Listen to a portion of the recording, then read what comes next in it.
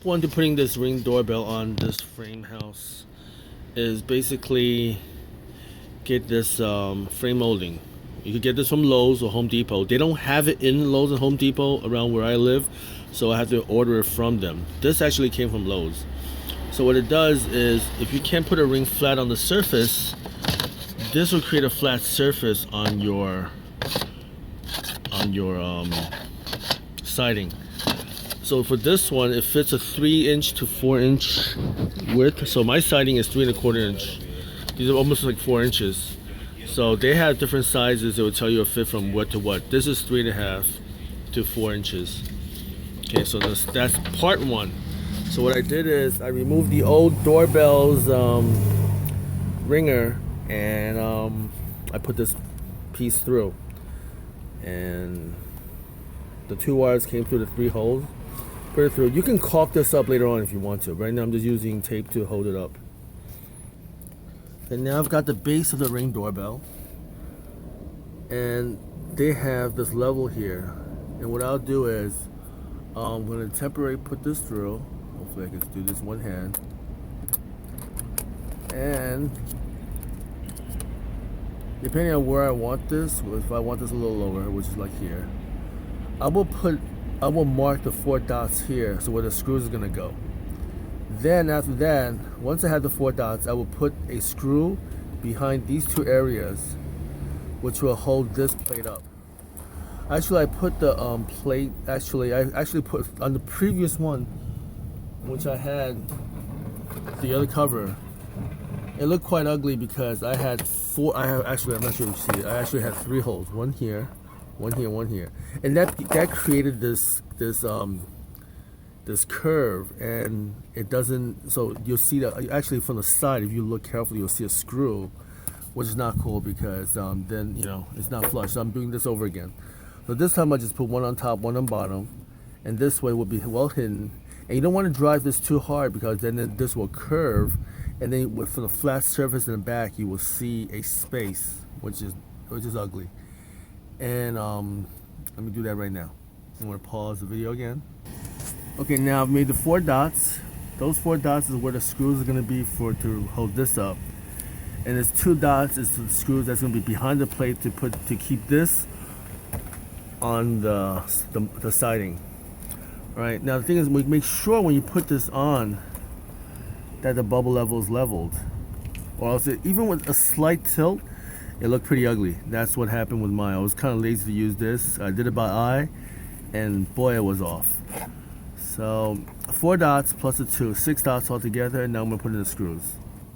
Okay, now this is not the best screws in the world. This is wood screws that I had lying around the house. But the important part is, if you don't put the screw in, it's fine. But the bottom one you want to put in, and you want to do it. How do you say it? Right here, where the hole is. So as you use this to secure the mount. This screw, I'm not sure. I'm going to test to see if it's going to be a problem. But this screw will definitely be okay because it won't be behind it. See, there won't be something protruding against the back of this cover. So you should be okay. All right, now I'm going to try to put this on there. Next step. It's actually very simple. If it wasn't for the fact that I'm doing the video for my brothers and for my friends, it should be done within hopefully 10 minutes.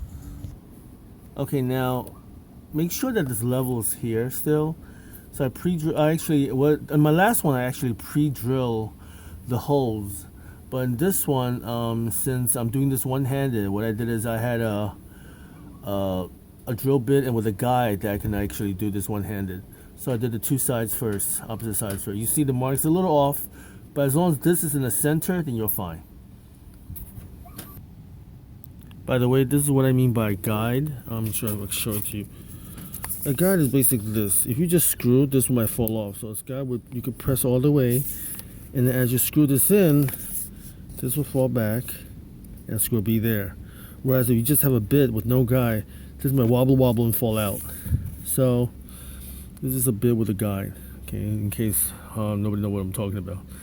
Alrighty, here we go. When we do this one-handed, I can push it in. done. So that's done, and you make sure it's leveled. Sorry, here we go.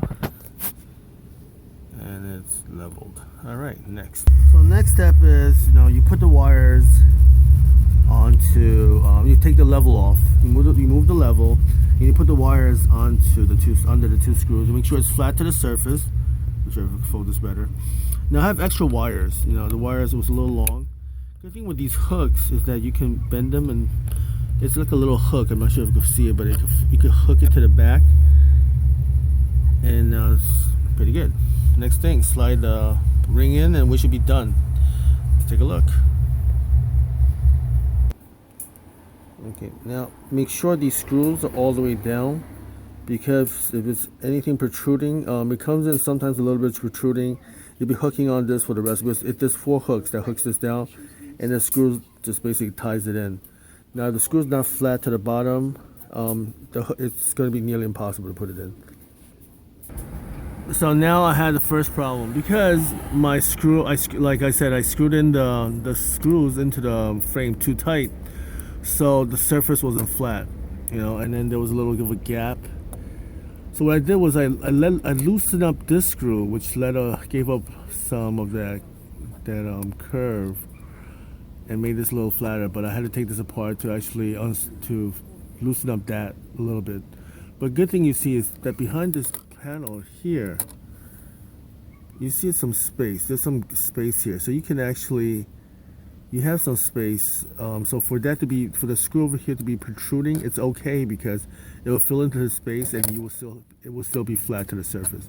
The most important thing is this can't be curved, because once this is stressed, and if this is not flat, it's very, very hard to hook up the ring. You don't want to break these hooks, so if we just slide it down, it's really almost impossible. There's only 6 hooks, and you don't want to break any of these clips. Okay, last part. Once I I loosened the tension on the 2 screws on the molding. It just slid on. I basically lessened the tension on the back, the base plate, and all I have to do is put the 2 screws in, and I'm set. On how to install the configure and everything, I think Ring does a very good job on their videos, so I won't repeat that. This is just for this molding, all right, and there's no instructions. I mean, just 2 screws, but how you play with the tension on the screws versus how how easy this ring will slide into its base, it's something you gotta play with.